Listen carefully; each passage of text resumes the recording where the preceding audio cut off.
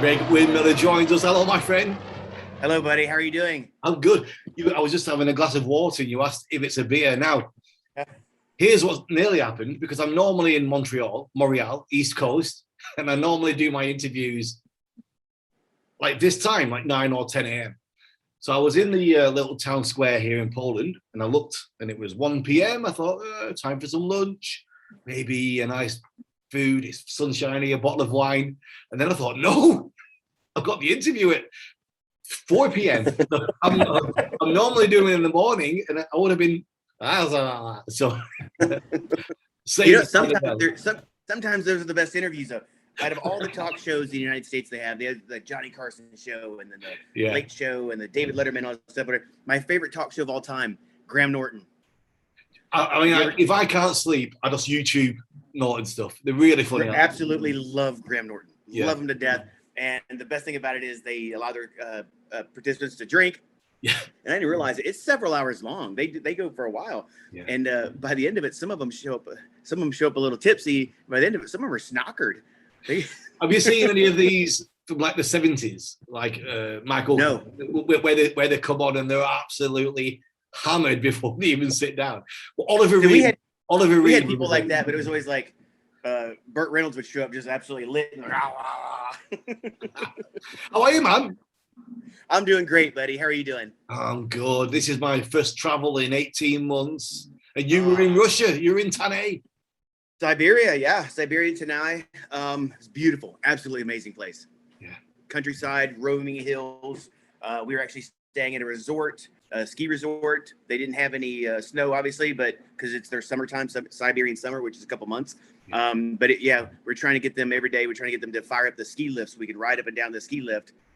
Maybe have a few cocktails and ride down the ski lift, but they wouldn't do it for us. Oh man! I mean, they were trying. Dennis was trying to get me there, but with the visas, I had to go to London, and then I couldn't get into the UK without quarantine for a week, and it was just a mess. So I couldn't make it. Yeah, we missed the entire Brit team. The entire Brit team couldn't come. The Aussies couldn't come. Their quarantine process was so bad that they'd have to quarantine for 2 weeks before they got there, or get there 2 weeks early and then afterwards. And so it was just so bad they just chose not to do it. And unfortunately, we missed out on seeing a lot of good friends and amazing competitors at that event.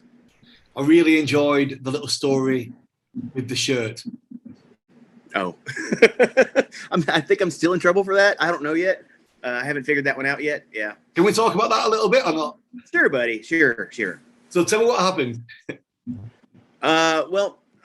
Everybody knows with the Olympics that just happened, all the Russian competitors had to wear a shirt of a neutral athlete, is what they're called. Right. Not represent a federation, and they couldn't wear a flag. And if any of them took the podium, they had to have the Olympic flag as their flag because they couldn't have the Russian flag. And it was basically a ruling handed down by WADA where they got caught doing something they shouldn't have been doing or whatever. And they got fined a very hefty fine, and basically the Russians got banned from participating in sporting events. Their athletes couldn't do it under their flag, but they could still compete. Yeah. And the federation itself couldn't host anything. Luckily, I have no idea how, but the Russian Parachute Federation got away with hosting this event, which was amazing. Yeah. And then the Russian athletes weren't allowed to be talked to by the president of IIC, and so they weren't really warned. They didn't know. They don't know politics, and hardly anybody does know the politics. We try to stay out of the politics. We're competitors. We just want to be buddies and friends and compete. Yeah. And it was right before one of the rounds. I think it was round one, and some of them were getting to go to the airplane, and they were stopped and said, "Hey, you cannot wear that. You can't wear that shirt. It has the word Russia on it." Well, what everybody knew was they couldn't have something saying Russian Parachute Federation or Russian athlete. As a matter of fact, the 8-way team had NA, piece of tape on their stuff that said NA, neutral athlete. And so they were following the rules. But this kid had this shirt, and the shirt was actually from a gear store. It's one of his sponsors. It was like Russia Sky Factory. And he didn't understand the language barrier. He wasn't really understand it. One of my really good friends, super nice guy, was trying to understand what he's telling. She's like, can't do that, can't do that, can't do it.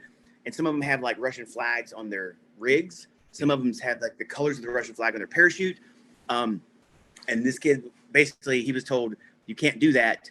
And he was freaking out and got upset and whatever. So he kind of like went inside and talked to his teammates. And he said, we can't wear this. We can't wear that. And you try to explain to them, and they're like freaking out, saying, "We can't compete then because our parachute has it on, our container has it on, everything that matters to us." And I went and talked to him. I said, "Hey, just take off the shirt. It's okay. You're good to go. Don't worry about the rig. Don't worry about anything else. We'll figure it out later." And what happened was, he got so upset that the president of Russian Federation, or president of IC, was trying to explain that you can't do this, but I'm going to allow you to do it, and we'll figure it out later. But she never got to that part of the but.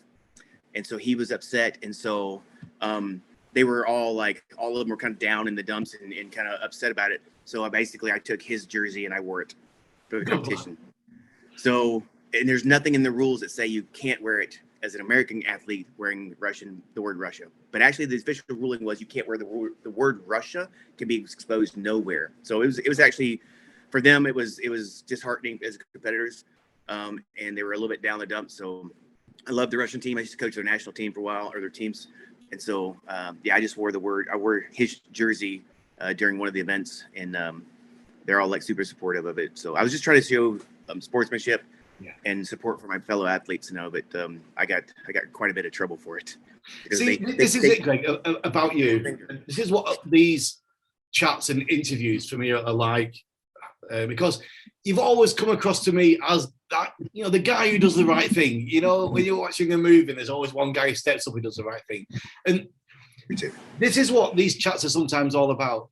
We've known each other, quite many years, but we don't know each other that well. We meet at competitions, and we have a chat, we have a beer, high fives, but you never get to know the people that well.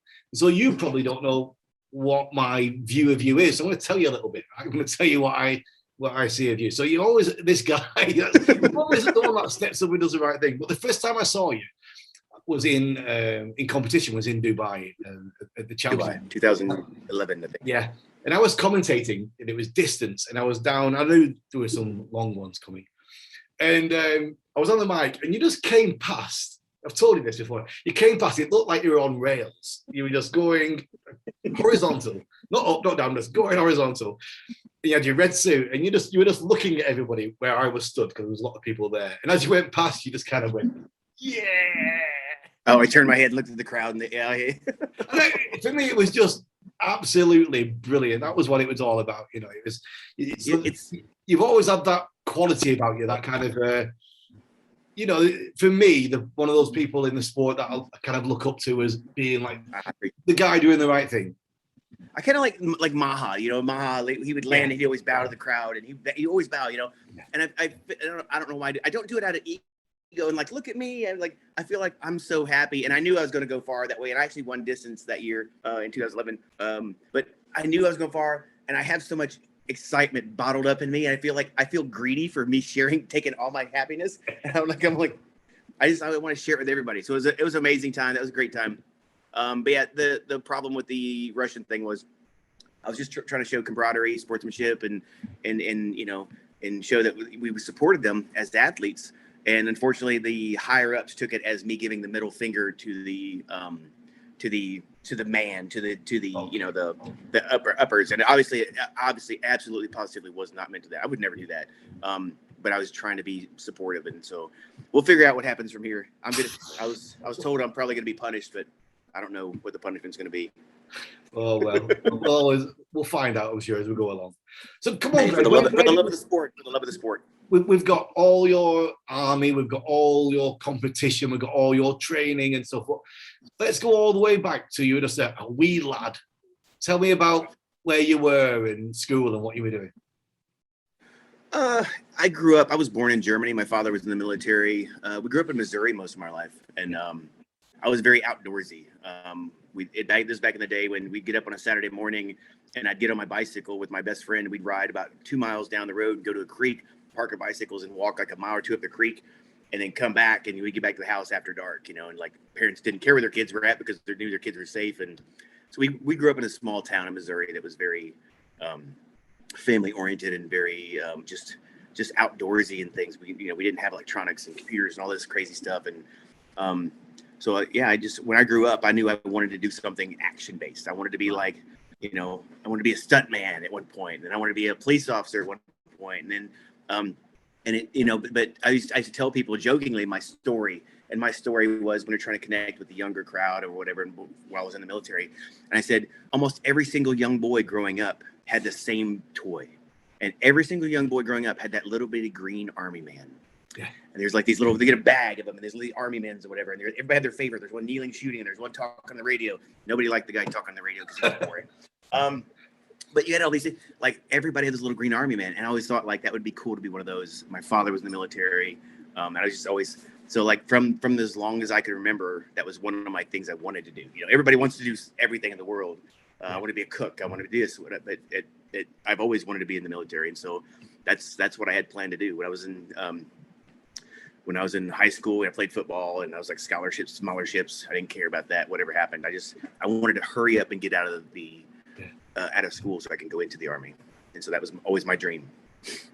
When did you start then? Did you do a pre-Army thing, or was it just directly? I joined the Army when I was 17.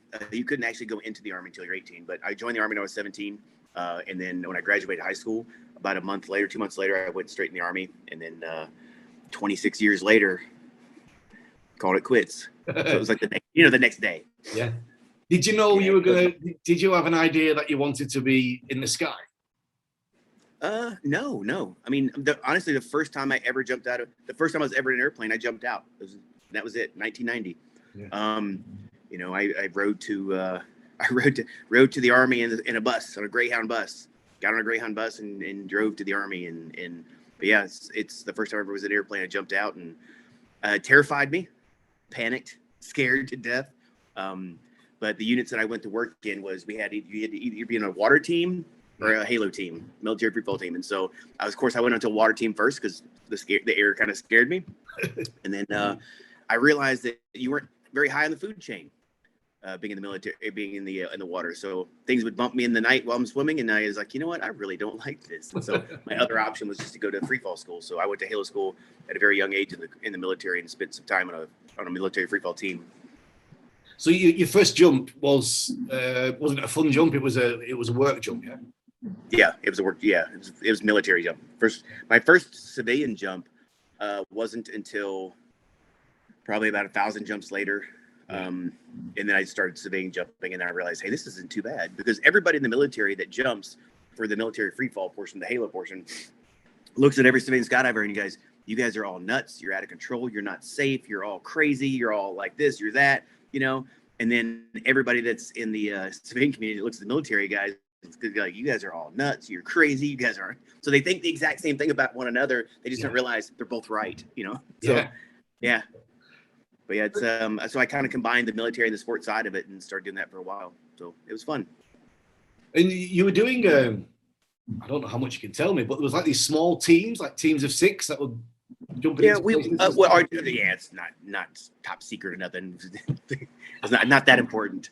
But our job was we would go 50 to 150 kilometers by enemy lines and full surveillance and reconnaissance. But we'd use the military freefall or the water. 70% of the earth is covered by water. So we either use the water teams or the freefall to get where we're going. Yeah. It's just a way. You tell people, like, it's just a way to get to work. Yeah. So like I work with military units now, and I said, I tell them, I say the same thing. And in the 30 years I've been doing this, I say, all right, military freefall teams, you're on a freefall team, you're a Halo team, but what you do is just what? And they all say the exact same thing that I heard 30 years ago. It's just a way to get to work. And it's like, that's true. But if you suck at driving, pretty soon you're not gonna be able to get to work. Yeah. So I'm gonna teach you here how to get to work better, more efficiently. So interesting. That's what I do now. I just coach military units in freefall skills, and then do civilian courses. Yeah. So you do freefall skills. Do you teach them canopy stuff as well? Well, that's military freefall teams. That's primarily I work with them for the canopy. It's all mostly canopy based. We do a little bit of freefall stuff. I'm also a tunnel instructor, but most of our stuff is canopy based. Yeah.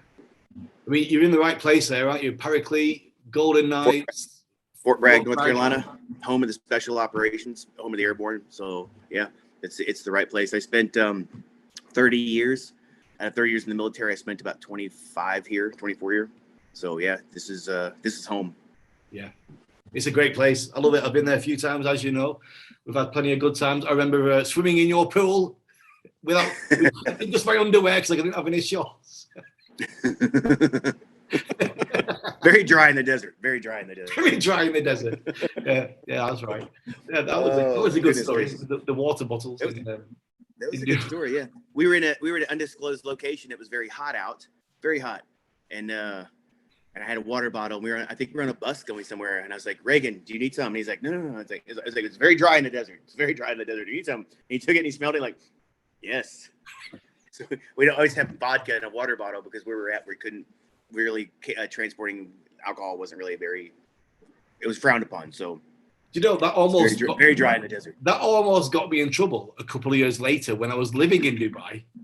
Because I wasn't going to say Dubai. I didn't say Dubai.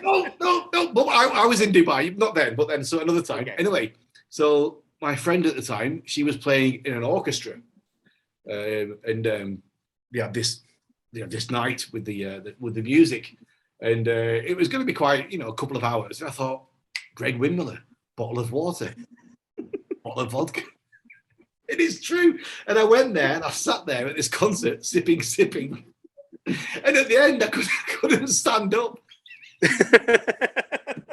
Because you don't notice, because you're not in conversation with anybody. So there's no reference. You're just watching, sipping. And when it came to the end, I feel like an alcoholic now. Everybody's like, oh, Greg's drinking water. That's not water. But we did that in Algeria when we were in North Africa, in Algeria. And over there, the alcohol was, again, kind of not of a no-no to whatever. And we'd have a Pepsi bottle. And this was like after hours in the evening when everybody's winding down, whatever. Have a Pepsi bottle, and everybody's like, it's like drinking Pepsi out of a Pepsi bottle. Well, actually, it was red wine. There's always a way. Pepsi looks awkward. I'm like, yeah, it's a foreign Pepsi. It's okay. So how did swooping come into your radar then? How did that start off? Oh my goodness, I have no idea. What was I thinking? I would joke to people. I tell them like I had about 2,500 jumps before I ever jumped a parachute smaller than 265 square feet. Right. I loved when I started space jumping. I fell in love with accuracy. I just love accuracy. I like being able to land exactly where I want. And it was a running joke. They would take a paper plate and throw it in a field and go, "Hey, land on that paper plate." And they take a paper plate and put it on top of a picnic table. "Hey, land here." Or there's a phone booth out there. And, there's a phone booth. "Hey, land on top of the phone booth." And when I tell this story, I have to tell the kids, "Hey, kids, a phone booth is a thing that you pick up and you put a coin in, you dial it." And they're like, "Why would you do this? Why would you just touch the buttons?" I'm like, never mind. So, and then there was people out there that had smaller parachutes going past. I'm like, you know what? I'll never jump a parachute ever that small. That's just ridiculous. It's silly. And then one day I got the bug and I just jumped. And my downsize progress was probably something we don't need to be talking about. I think I jumped like 100 square feet, smaller than what I normally jump. It was my first experience of that. And then I think I picked it up a lot faster because I spent so much time under accuracy canopies. But I just kind of like got the itch and it was fun. Yeah. And then Charles W. Blue Esquire, Chuck Blue, a buddy of mine, his dad used to own a drop zone in Opelika, Alabama. Buddy Blue, he would run little meets competitions and stuff, and so I would do those. And then when I was on the Gold Knights, I jumped my first crawl space canopy at about 8,000 jumps, and so I started doing that. And the Gold Knights were like, "Why don't you do it for us?" And I'm like, "Because I would do it on my own." And they're like, "Well," I was like, "Well, you guys don't give me the equipment that I need to do it." And then at one point, we had a sergeant major that Mike Eichenauer said, "Are you sure you want to do this?" I'm like, "Sure." He's like, "All right, let's do it." Wow. So he's the one that committed us to doing it. So, yeah. It was we told this, we were goofing off telling the story the other night about how everybody would go to swoop meets and competitions, and they're like, Greg's always at the swoop meet and he's always like serious. I'm always like, and they say females would have resting bee face, right? Resting bitch face, And then my resting face was my resting, I'm probably gonna kill you face. Yeah. Because my smiling, I'm like, I am smiling. But I would go to competition and they're like, you gotta have fun. And I would like, I'm not here to have fun. I'm here to win a medal or set a record. That's it. Because and it was Scott Rhodes, former 8x8 team leader for the Gold Knights. He was at the time the only six-time world champion, and he said they would win or they get fired. There was no alternative. There was like, you go to 20, 30 competitions in a row and you win a medal or set a record of time. You go to one competition. They went to a competition one time and they lost. They didn't win that competition. They came back and they fired half the team. Oh. So I was always under this super heavy scrutiny of, if you don't do something impressive or promote the Army in a positive light or whatever, you're gone. It's it's not the Bronze Knights, it's not the fourth place Knights, it's the Golden Knights. And so they wanted medals and records, and so that's what I did. And so I was pretty happy to be able to support them. Did you go to the ranch to their early competitions? Were you involved in any of those? No, I was actually competing at that time frame, but I was competing in accuracy, like classic accuracy. I was actually the team leader when I went to the Golden Knights. I was actually the team leader for the accuracy team. So we did style, accuracy, and four-way. So we competed in four-way competition as well. Because our competition, SISM, was the Council of International Sports Military. And so we actually competed in those 3 events. So we got the lovely pleasure of competing against Hayabusa in the early years, which was wonderful. I was very fortunate a few years ago to get a tour of the Golden Knights Museum, there, the facility with the legendary Chris Talbot. Tell us all a little bit about the that place, that Golden Knights Museum. It's iconic. You arrive, it's got the Golden Knight outside. Tell me a bit about the place. Yeah. When you look at the building, actually, the building, the money was dedicated to the building, donated. The entire building was like the only green building on Fort Bragg. Like, the rainwater cycles and everything just, it's a really interesting building on Fort Bragg. When you look at it, you're like, oh, it's a building. If you look at it, it's actually got the shape of it is like the shape of it and the support beams and everything. Like, it looks like a parachute. But I say, if you look at it and think about parachute, you're like, oh wow, it does. But you don't really think about it right off the bat. Yeah. It's got a big bronze statue. All the money was donated for that.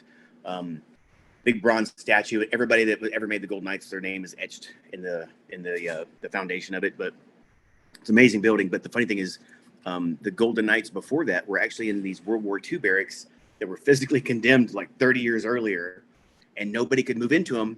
But the people that lived with them, couldn't move out of them. So the Golden Knights were actually in these condemned World War II old Army barracks for years and years. And then George Bush Sr.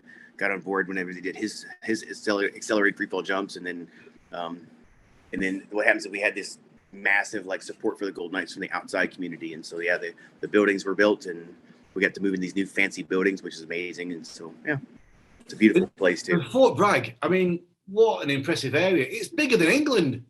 It's the largest, like 3 or 4 football pitches. I mean, it's massive.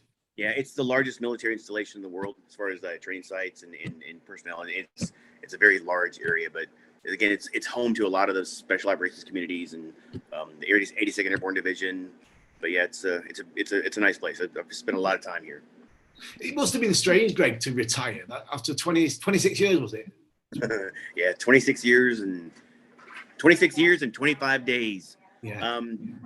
So what I did was I got in my truck one time, got out in the morning, showered, shaved, brushed my teeth, got a cup of coffee, got my truck, started driving, got about 5 minutes down the road and was like, oh damn, I don't have a job anymore. Wow. So I turned around and went back. I'm like, I'm gonna go back to bed. But I actually started civilian coaching like 10 years before that. And I was actually doing on the weekends every weekend. So what I tell people is one day was a Monday, the next day was a Tuesday, and I just kept doing my job. The only difference was it gave me more time to travel and coach. And so I spent a lot more time traveling and coaching, but my job really hasn't slowed down since I retired. It's actually picked up. Yeah. Kept me more busy, but I still compete. With the COVID and all this stuff's going on, they canceled nationals, they postponed the world meet. And so people are like, see me and meet me and stuff and talk to them. And they're like, so you retired? Yeah. And somebody said something like jumping and like, I thought you retired. And like, no, I still compete. Like, you still compete? Like, yes, there just haven't been any competitions. But everybody's like, where'd you go? I'm like, there just hasn't been any meets. Yeah. And the regional meets that we usually do, like the Florida Campfighting League meets, I work a lot. And so I'm too busy to do those most of the time. But yeah, I get to still compete nationals, still compete world meets. Got a nationals coming up this October in Hilo, Arizona. Looking forward to that one. The new pond, eh? Yeah, brand new pond, beautiful pond. I was talking with Larry Hill's son, Sean, and in the design of it, because I've helped actually design about 4 ponds. Yeah. Told him like, this is what you should do. This is like we learn from our mistakes and like, hey, this is what you need to do. And they have a state-of-the-art pond.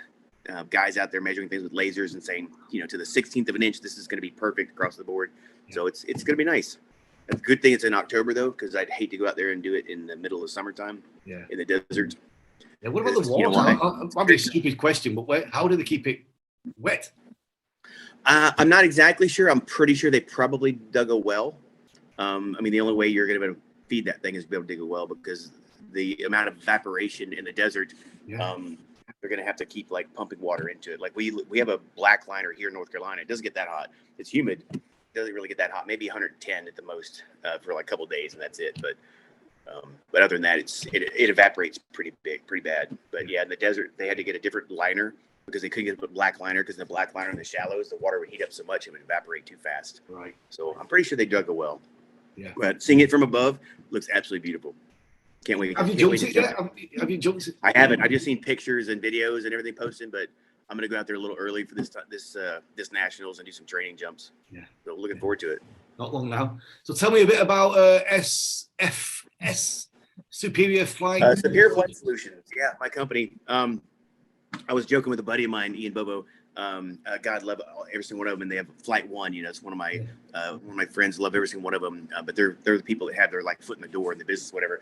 And I said I figured out a name for my company, Flight 2 or 2.0. But yeah, I was actually looking for a name for a company for a while, since about 2010, and I was trying to figure stuff out, and like my name Windmiller kind of like had something to do with it, play in there, and I'm like, I could spin it off my name, and then I was like, no, it's just that's too ego driven. That's just pretty bad. And so whenever you try to make a company in the States, you have to like contact the state that you're registering your company in, and like go down it. And first thing you do is you do a Google search, and you type it. If nothing comes up, you're like, okay, that's open. And then you have to figure out a company name. And I don't know, I wanted something catchy, whatever, and I wanted to use a logo. And the logo that I actually use is right by me. These are actually the military freefall wings. The wings themselves, and the sword dagger going through is actually the wings. Yeah. I don't know, it's just freak accident. I was Superior Flight Solutions. And the solution, like, if there's an issue, we have your solution. Yeah. And Superior Flight, obviously the gist of it. I didn't want to make it military based. I didn't want to make it civilian based, whatever. Just kind of like a combination of both. And those wings, according to civilians, are like more like the USPA type foreign wings, some countries. So, and it just so happened to work that the T and the sword kind of lined up in the lettering. So, but the logo, that's how I got the logo. But yeah, just thought of the name, and then I did my email address. That's Greg@superiorflightsolutions.com. And every time somebody goes, "What's your email address?" I'm like, crap. Why did I do that to myself? I was like, sfs.com, so much easier. Yeah. The funny thing is, when I started doing canopy coaching, I would go to drop zones, and I would go to like New England, and they're like, "Hey, Greg's gonna come here for canopy course, sweet." And the manifest, their girl Veronica, amazing lady, she would like, "Hey, Greg, you have a Friday, Saturday, and Sunday, 12 slots each." I'm like, "Yep." And she's like, "No, I'm telling you, you have 12 slots each." I'm like, "Yeah, I have 12 slots each day." She's like, "No, I filled your course." I said, "Veronica, you only advertised it 2 hours ago." She's like, "I filled your course. You have 36 students this weekend." I'm like, "Okay." Wow. But always, every single weekend, they'd fill a course, whatever. And but I said, "Hey, you know, I'm advertising these courses now. I'm out of the military, so it's no longer Greg Windmiller. Can you do me a favor? Like, can I add my company name?" She's like, "Okay." She called me back like a week later. She's like, "Hey, can I use your name instead of your company name?" I'm like, "I'd rather not." She's like, "Well, nobody's signing up for your course." I said, "Okay." So she signs me up. She changes the course event, and he said, Greg Windmiller Canopy Coaching Weekend, whatever. And she's like, it started filling up. She's like, "You had like 25 students fill up." And I said, "Hey, can you do me a favor and change the name back to Superior Flight Solutions?" She said, "Okay." People dropped out, pulled out of the course. Oh, really? Wow. It's crazy, isn't it? I said, "All right, the power of marketing. Superior Flight Solutions with Greg Windmiller." Yeah. People were like, "Who's that?" And I'm like, so it's actually been hard getting the company's name out there because of everybody like equated with my name and stuff. And I was like, I really don't want it to be my name, because I have people that work for me, that I want them to be a part of the umbrella, and I don't want them to be. It's like, hey, I'm Greg Windmiller number 2, you know. Yeah, right. Yeah. But yeah, it's gone, man. It's gone great. It's good. I mean, it's been great. Super well received. Got Matt Leonard, a buddy of mine, competing with me and coaching with me, and a buddy of mine, Pete Lebrano, on the military side, one of my closest friends. He's out there busting his butt coaching too, and it's gone really good. Can't complain. Nobody likes the whiner. Well, I think that's probably out of time. It's been bloody marvelous to see you. Holy Christmas! How do you make the time go by so fast? I know, 35 minutes. We have to do this more without the whole interview process. Yeah, because I love talking to you. I love your painting. I love your paintings. My gosh, they're so beautiful. You are a very talented man in more ways than you fathom, sir. Thank you very much. I appreciate it. Say hello to everybody at Rayford. Lots of love to all the best ones. Have a fireball for me in PK. I try not to do those too much. But yeah, it's, by the way, this is coffee. It's 10 a.m. here, 10:35. This is just coffee. I promise. Just only coffee. Yeah, I'm going to go out and have a beer. Listen, man, thanks very much, Greg. You take care. Thank you. You be safe. Take care of yourself and have a good day, buddy. Thank you, man. Appreciate it.